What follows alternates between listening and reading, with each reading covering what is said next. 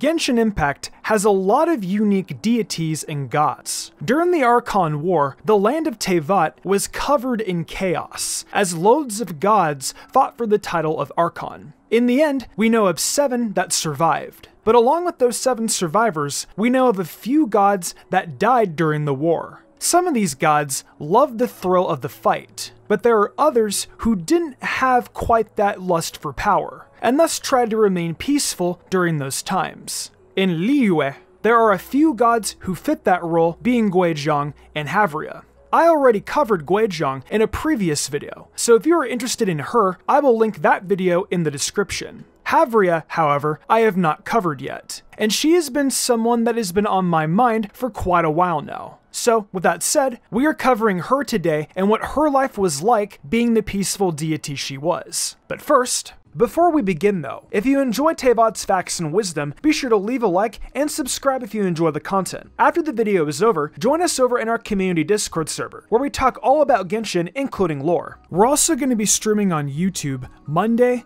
Wednesday, and Friday at 5 PM PST. But anywho, with that said, let's open the Teyvattionary and see what's been uncovered. Havria, the goddess of salt, was one of the most peaceful loving gods we know about during the Archon War. She was born sometime before it. Havria was a gentle and kind god that had nothing but love for her people. Due to her gentle spirit, she refused to partake in the Archon War, where several other gods were slaying each other for power. While a peace-loving god, you would think she would have some sort of combat prowess, right? Well, actually, no. She had relatively weak powers, not really suited for battle. With these qualities, she fled with her people to different parts of Liyue in an attempt to escape the tragedy of war. She made countless concessions to other gods, and eventually fully settled in a small region known as Sal'Terre. It is located in the Bishoe plain of Liyue.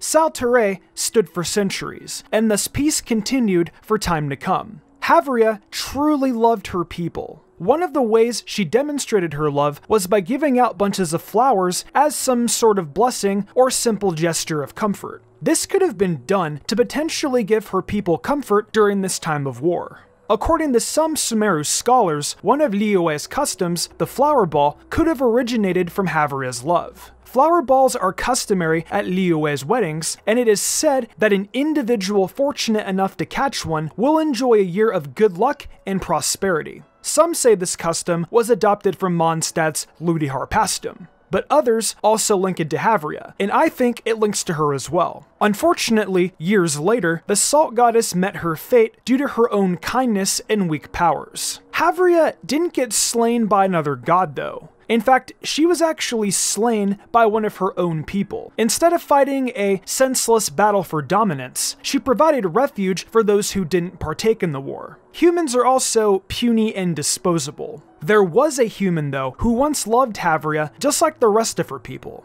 According to the Diary of Rald, Volume 1, this person was the first and last king of the people. As a mere mortal, he ultimately could not fathom the self-sacrificial love the god embodied.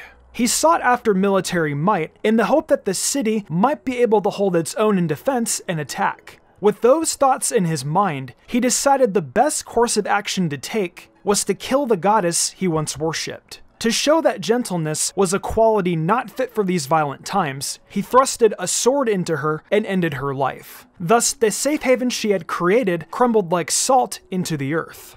Despite Havria's unfortunate death, her legend and lore still remain today. She was once a gentle and charismatic goddess that wanted nothing but prosperity for her people. On Zhongli's story quest, we meet an interesting individual named Wan Yen, who happens to be a worshipper of the Salt Goddess. She accuses Morax of being evil and the one who killed her. She was determined to get evidence to prove this. In doing so, Traveler, Zhongli, and Wan Yen make their way to the ruins of Sal'Terre. In the ruins, they find a broken sword, where then Zhongli states to her Havria was murdered by this weapon. Enraged by this thought, she proceeds further into the temple, where she and the others bear witness to a few Selenized statues, including one in a peculiar pose that the traveler had recognized as the killer. Zhongli then explains that the Salt Goddess's people betrayed her, and thus her power was still too much for them to handle, resulting in them being Selenized. He further explains that those who managed to escape found their way over to Liyue Harbor, and into Morax's care.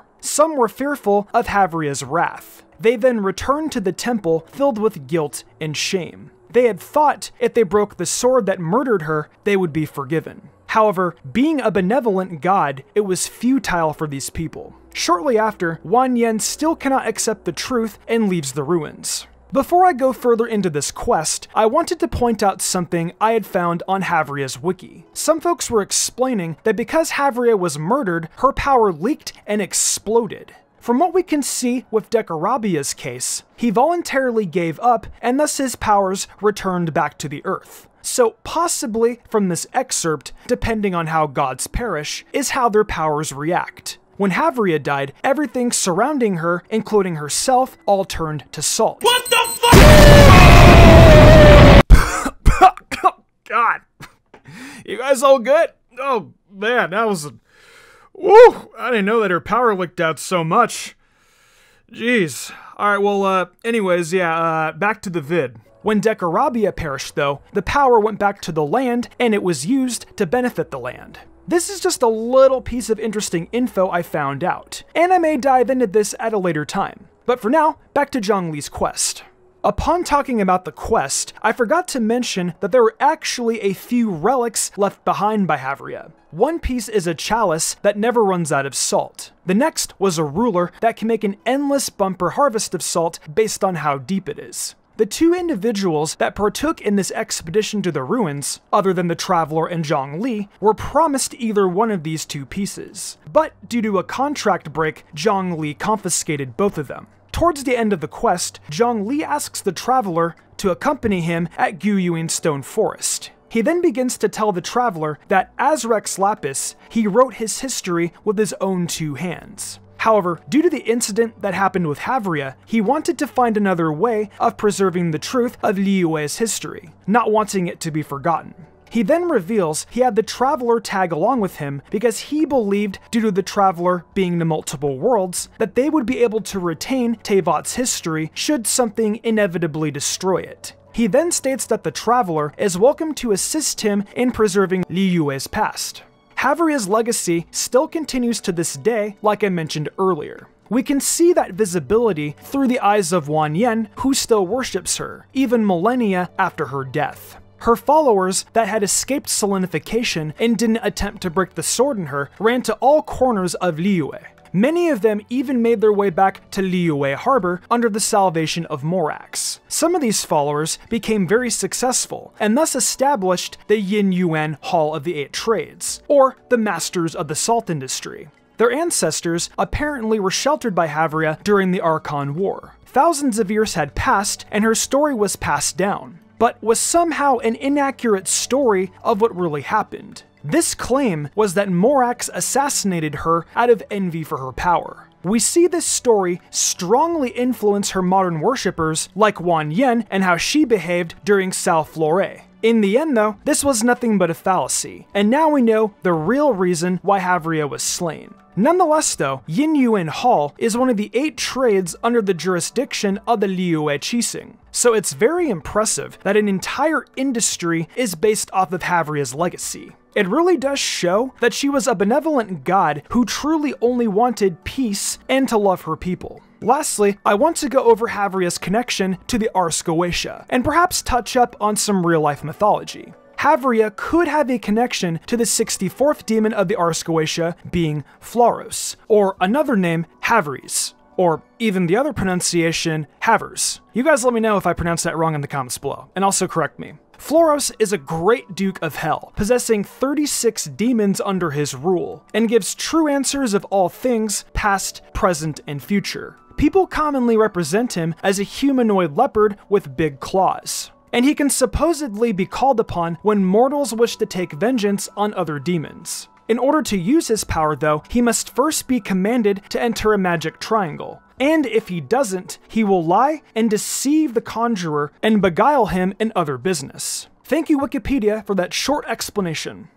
Outside of her Ars-Goetia connection, there could be inspiration from Salacia, the goddess of saltwater in Roman mythology. Salacia is depicted as a beautiful nymph with crowned seaweed dressed in queenly robes with nets in her hair. What's really peculiar, though, is that Salacia is the personification of the calmness and sunlit aspect of the sea. As a beautiful deity with these qualities, I think there could be a link to Havrea, especially with the aspect of the calmness with the sea. Havrea was a very calm and gentle god after all. Well, that wraps up Havrea's life story along with the legacy she left behind. She is honestly one of my favorite gods we've learned about so far because of her story just being so sad. One small piece that I actually forgot to mention was that Zhongli stated during his quest that she was pretty much born at the wrong time. Being a loving god during a chaos-bringing war unfortunately led to her downfall, and it really makes you feel sorry for her because had she been in a more pleasant era, she would still be leading a very prosperous following.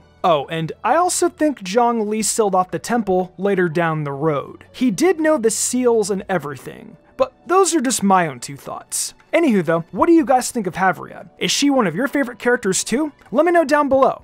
With that said though, thanks for opening the Teyvatchnary, and with that said, I will see you in the future for more Genshin Impact content and lore.